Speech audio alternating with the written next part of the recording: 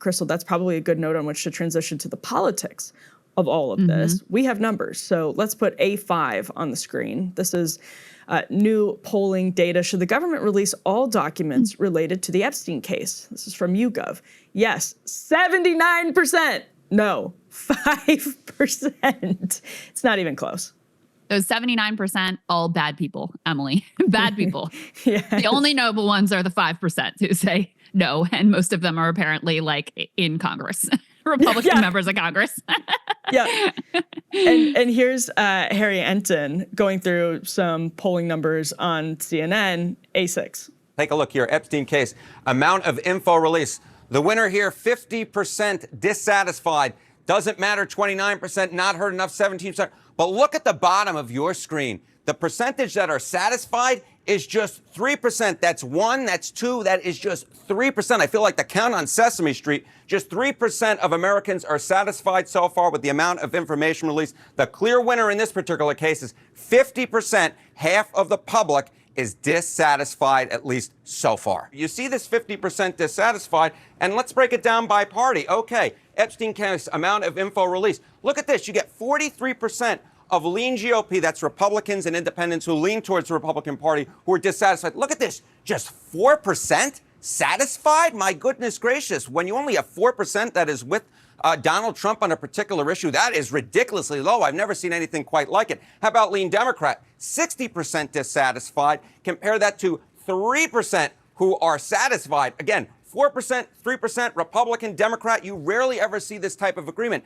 Whites with a college degree, whites without a college degree. But in this particular case, we see agreement. What are we talking about? This Epstein case, amount of info released, dissatisfied, 55% of white college graduates and 53% of white non-college graduates, Donald Trump's historic base, yet the majority are dissatisfied.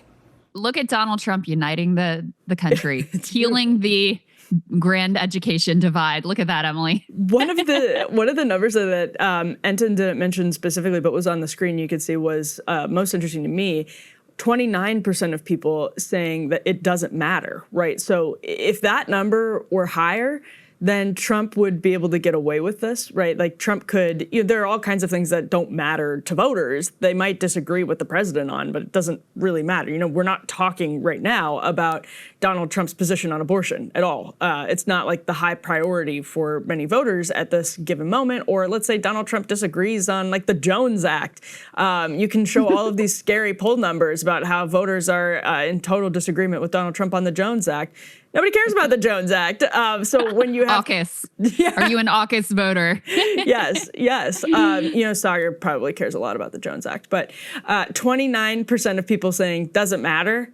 Wow, like that number is a bit low for the comfort of the Republican Party.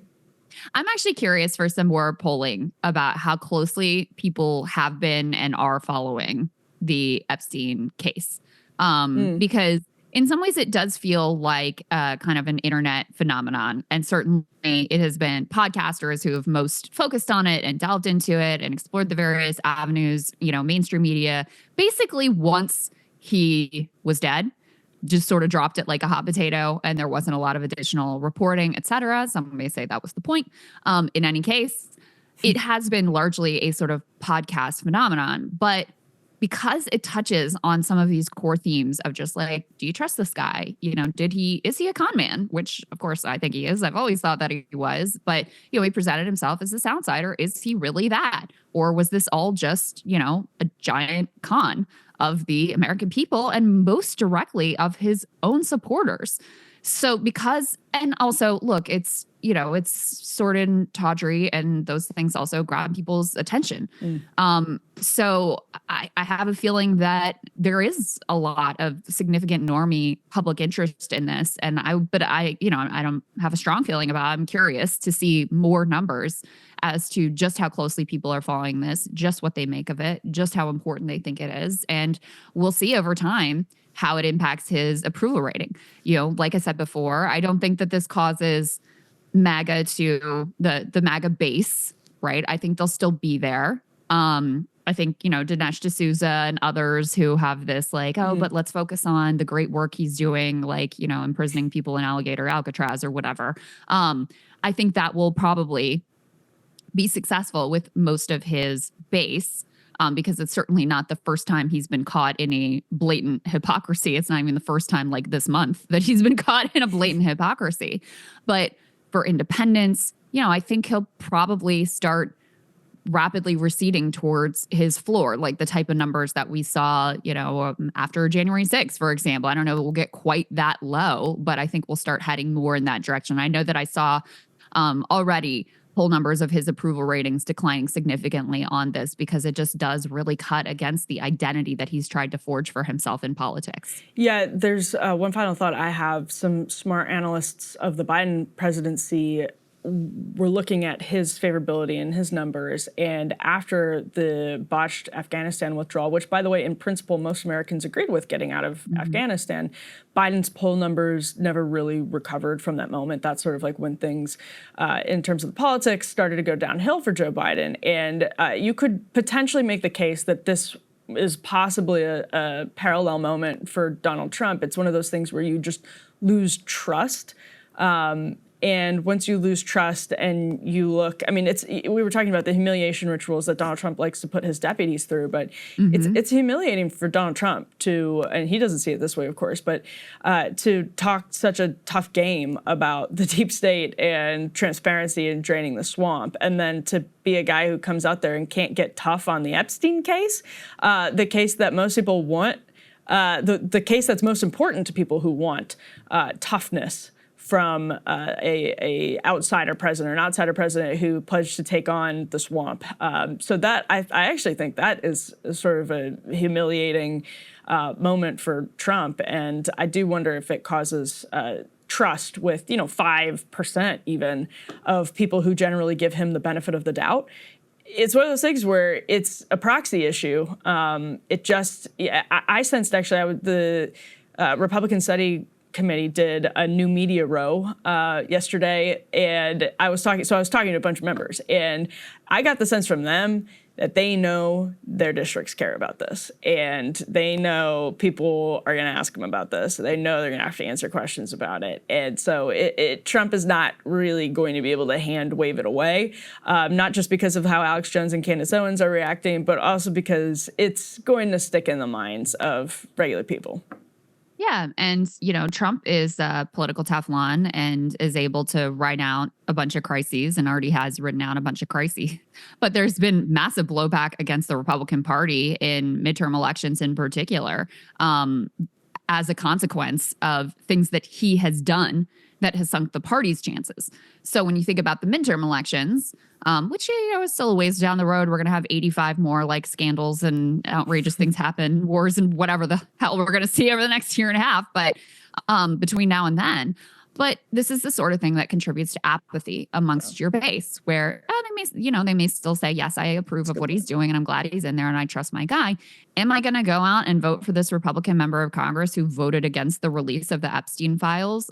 Maybe not. Maybe I've got other things going on that day. It only takes a couple points of depressed turnout on the Republican side to really remake the landscape in terms of, what those midterm elections ultimately look like. Yeah, and nobody really agrees that Jeffrey Epstein, like that there's no there. Everyone pretty much is like, right. Yeah, this is suspicious. So it's not like there are people in Trump's camp who are like, I bet it's all on the up and up, and like that just doesn't even that doesn't make sense. And now Trump has introduced this other scandal, like that he was framed by the Biden administration, James Comey, to be implicated in Epstein, that's a significant allegation. So he's open. That's why Alex Jones is like, dude, stop, because now there's this basically fabricated out of thin air new theory that Trump is using to kind of muddy the waters. And maybe there's something maybe they did. If you were a partisan operation and you knew that there was stuff on the other guy, to prevent it from being released if Democrats are implicated, you might point the fingers at him and leave the files in such a way that points right. Like there could be truth to it, but the idea that they're the only ones who cooked up the Epstein theory is obviously not true. So, well, and also it's not what the administration was saying 5 seconds ago when they were like, there are no files and there is no client list and the case is closed and we need to move on. Yeah.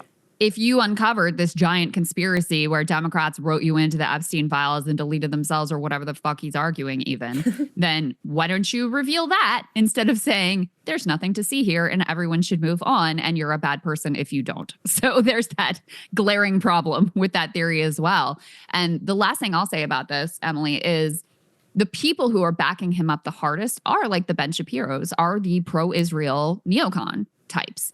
And that concerns me because not only because of potential implications there, but it concerns me because of who may gain influence through this. And we all know the people who come through as like the most loyal servants of Donald Trump are more likely to get access and favor and have their viewpoints listened to.